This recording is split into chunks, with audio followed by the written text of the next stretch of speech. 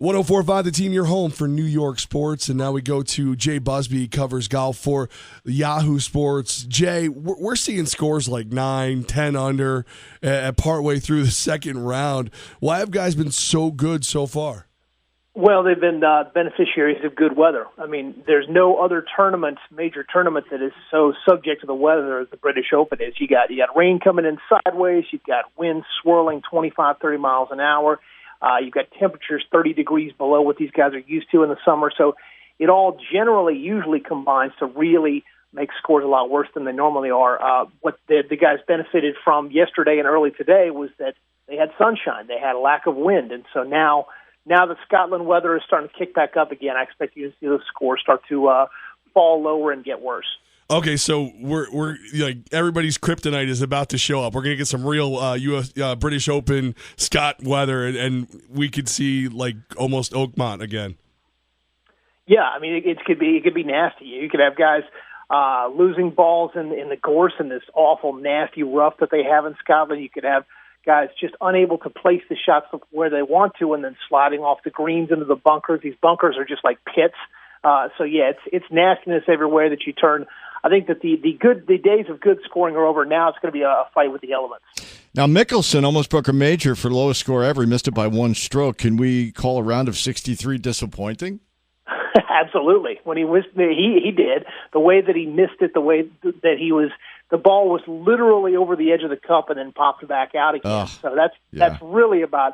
I mean, it's heartbreaking. As he said, it would have been worse to just slide it 5 feet past the hole and then to just have it that close. He thought it was going in until the last few inches, but it is disappointing. But in the grand scheme of things, it set him up very, very well. He's one stroke ahead of Henrik Stenson going into the weekend. That's exactly what you want, where you want to be. We got Jay Busbee from Yahoo talking to us about golf, and as we're watching the Open and everything is, you've got Phil playing great. We got Spieth struggling. What do you credit his struggle to right now? I don't know. I mean, it's kind of a curious thing. He was on fire last year, and then the start of this year, and he was playing really well at the Masters. And then he had that memorable blow up on Sunday afternoon at the 12th. You don't want to say that that's all that it is, but he has not played well overall since then. He's won one tournament, but I think he would happily trade the Dean and DeLuca Invitational for playing well at a major. So he hasn't played very well at Oakmont, isn't playing well so far here, and it's going to be dicey to see how he does going forward. Do you attribute that to the pressure that's been put on him now that he is, the latest and the greatest in golf? Possibly. I mean, some of that was there last year. I don't know. He did take on an increased travel schedule. He was doing a lot of traveling around, making a lot of appearances. Plus, golf is just a tough game. I mean, there's no way around it. We got really, really spoiled by watching Tiger Woods go and win every third tournament that he played in.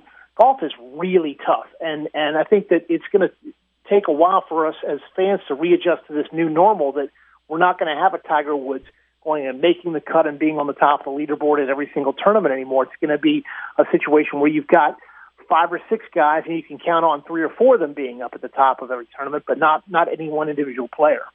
Jay Busbee from Yahoo. So, all right, I guess I'm kind of evil like this. I'm kind of expecting Phil to choke. I know we just talked about Phil Mickelson and how great he's playing and everything. Is it a bigger story if he chokes or if he actually pulls this thing off? Oh, man, it's tough because I'm with you. I don't have a whole lot of faith in Phil's ability to handle prosperity. He generally tends to play the best when he's coming from behind, when he's got to overcome adversity. So, it may be a situation where he goes and gets down 2 or 3 strokes on Sunday and then pulls his way back. So I don't know. The farther that it goes with Phil up front, the more it becomes painful to think if he starts to lose it. That's where it starts to hurt is if he starts to fall apart there. It could go either way, honestly. I mean, Phil seems to be set up well, but he's got such a history of making bad decisions at the worst time. It's going to be a lot of fun, and this might well be one of his last runs at a major. It's going to be a lot of fun to see how he handles this latest round of pressure. Now, Jay, the last 6 winners at Royal Troon have been American golfers. Is that just a coincidence, or is it something about their style of play that benefits them on that course? I can't figure that out. That's a statistic that everybody's been trumpeting, and then, of course, Americans were all over the top of the leaderboard the first couple of days there.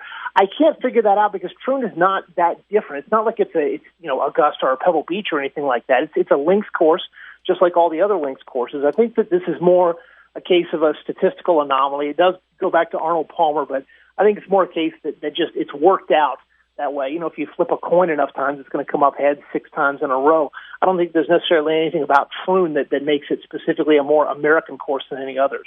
Jay Busbee from Yahoo talking golf with Levack and Wolf on 104.5 The Team. All right, Jay, so we don't have a lot of faith in Phil. Spieth seems to be having some issues. So who's the guy? Who's the name that you're watching this weekend that you think could very well take this thing down?